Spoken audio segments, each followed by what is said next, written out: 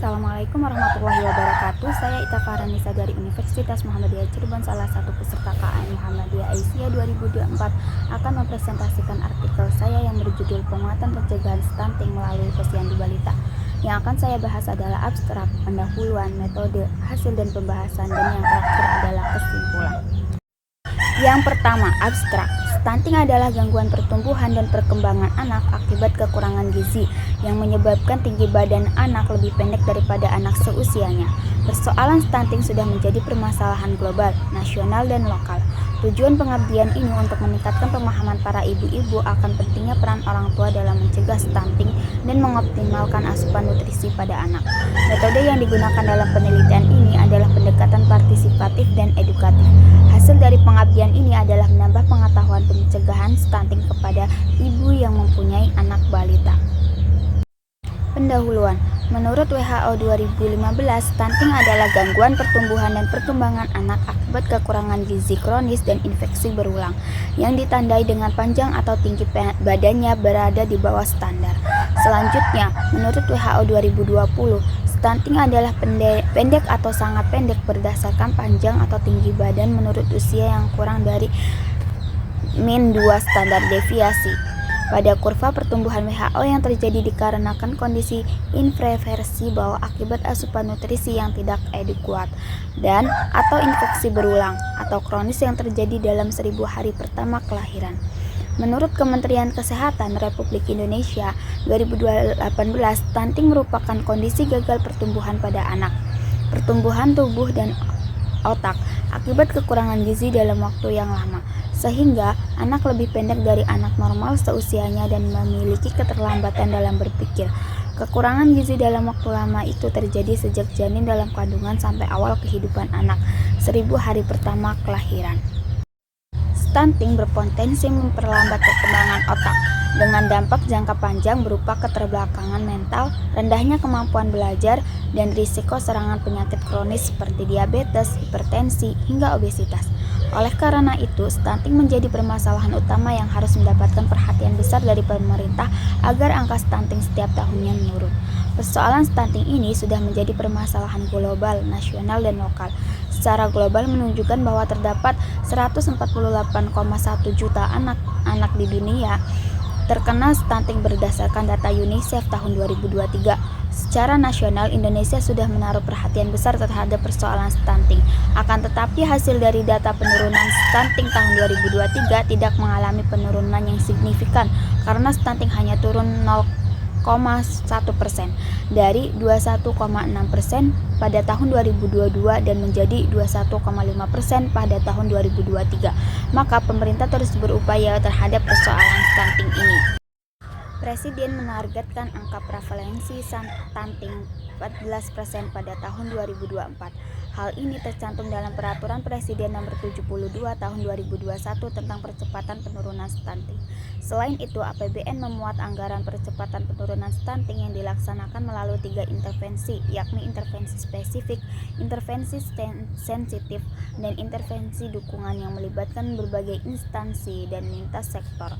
Jumlah anggaran belanja pemerintah untuk mendukung percepatan penurunan stunting dalam 5 tahun terakhir mengalami kenaikan dari sebesar 119,9 triliun pada tahun 2020 menjadi 124,4 triliun pada tahun 2021, menjadi 134,8 triliun pada tahun 2022 dan menjadi 172,5 triliun pada tahun 2023 dan sebesar 186,4 triliun pada tahun 2024.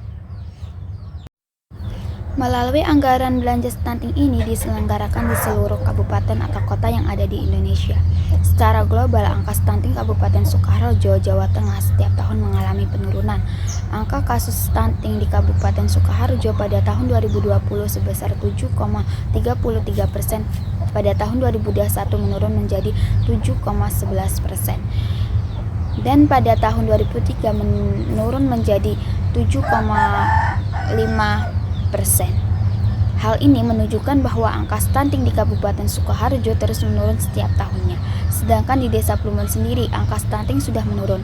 Menurut Kepala Desa Plumbon Bapak Eko Budianto bahwa penurunan angka stunting di Desa Plumbon sudah bisa dikatakan baik. Akan tetapi angka stunting setiap tahunnya harus terus diturunkan. Oleh karena itu diperlukan langkah untuk menurunkan angka stunting melalui posyandu balita dan sosialisasi terhadap ibu-ibu agar lebih memperhatikan kebutuhan gizi anak. Yang selanjutnya adalah metode. Pengabdian ini dilaksanakan di Desa Plumbon, Kecamatan Mojolabar, Kabupaten Sukoharjo. Sasaran pengabdian ini adalah ibu-ibu yang mempunyai anak-anak balita. Waktu pelaksanaan pengabdian ini adalah pada hari Kamis 5 September 2024. Metode penelitian ini menggunakan pendekatan partisipatif dan edukatif. Pendekatan partisipatif merupakan salah satu cara merumuskan kebutuhan pembangunan daerah dan desa yang menempatkan masyarakat sebagai pelaku utama pembangunan. Konsep ini menempatkan masyarakat lapisan bawah sebagai perencana dan penentu kebijakan pembangunan di tingkat lokal. Sedangkan edukatif yang menurut Kamus Besar Bahasa Indonesia adalah tindakan yang berkenaan dengan mendidik. Dapat diartikan bahwa edukatif adalah mengajarkan orang mengenai sesuatu hal. Adapun tahapan dalam penelitian ini adalah sebagai berikut. Yang pertama, diskusi. Diskusi dilakukan bersama Ibu Lurah Desa Plumbon. Pada tahap diskusi ini membahas dan meminta izin mengenai tempat sosialisasi yang akan dilaksanakan di Desa Plumbon. Yang kedua, posyandu serta sosialisasi. Pada tahap ini diawali dengan pengukuran berat badan, tinggi badan, lingkar lengan, dan lingkar kepala. Setelah itu dilakukan sosialisasi mengenai stunting. Yang ketiga, pemberian makanan tambahan dan leaflet. Pada tahap ini, ibu-ibu PKK Desa Plumbon dan mahasiswa KKN Muhammadiyah Aisyah membagikan PMT dan leaflet kepada beberapa anak yang terkena stunting.